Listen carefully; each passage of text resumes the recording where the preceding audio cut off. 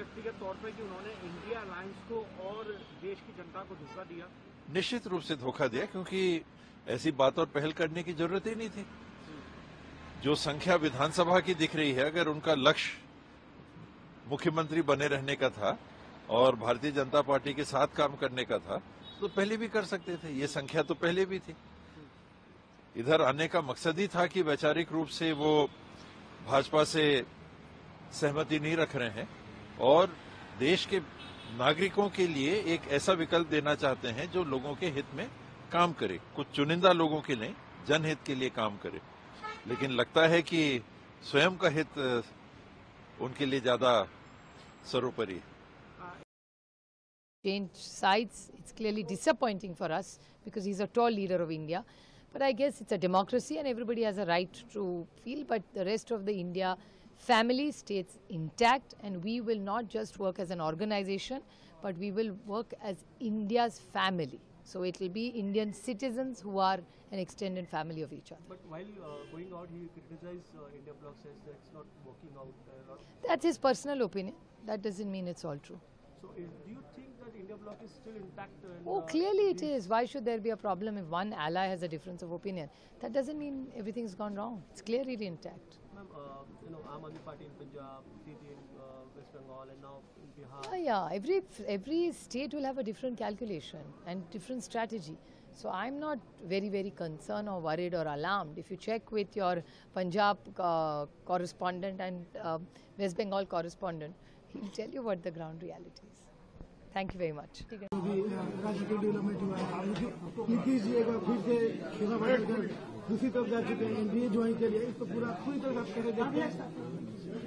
नीतीश बाबू की विश्वसनीयता अब समाप्त हो गई है।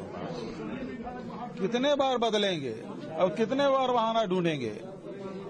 तो अब बिहार की जनता इससे उकता चुकी है।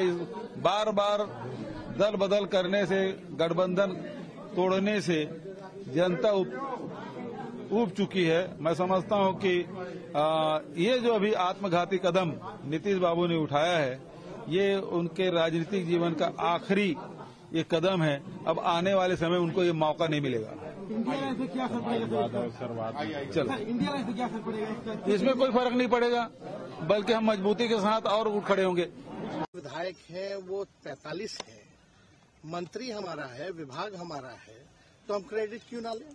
और यही मुख्यमंत्री जी जो 2020 के चुनाव में कहते थे कहां से पैसा लाएगा, कहां से नौकरी देगा, तो हमने, आपको पता होगा कि हमारी जो सरकार बनी थी इनके नेतृत्व में, वो 9 अगस्त 2022 में बनी थी और 15 अगस्त को मुख्यमंत्री जी ने ऐलान किया था। ये किसका विजन था? ये किसकी सोच थी? तो जो मुख्यमंत्री कहता था कि यह संभव है नौकरी देना, उसको हमने एक हफ्ते के अंदर जो है उनसे बुलवाने का काम किया, जो कहता था संभव है। तो हम लोगों ने जिस हिसाब से विकास के काम किए, नए नए नीति लाए, टूरिज्म डिपार्टमेंट हमारे पास था, हमने टूरिज्म पॉलिसी लाया। आईटी डिपार्टमेंट राज्य कोटा में था, हम लोगों ने जो है आईटी पॉलिसी लाई। और भी कई जो पॉलिसीज है हम लोगों ने लाने का काम किया। स्पोर्ट्स पॉलिसीज हम लोगों ने लाने का काम किया।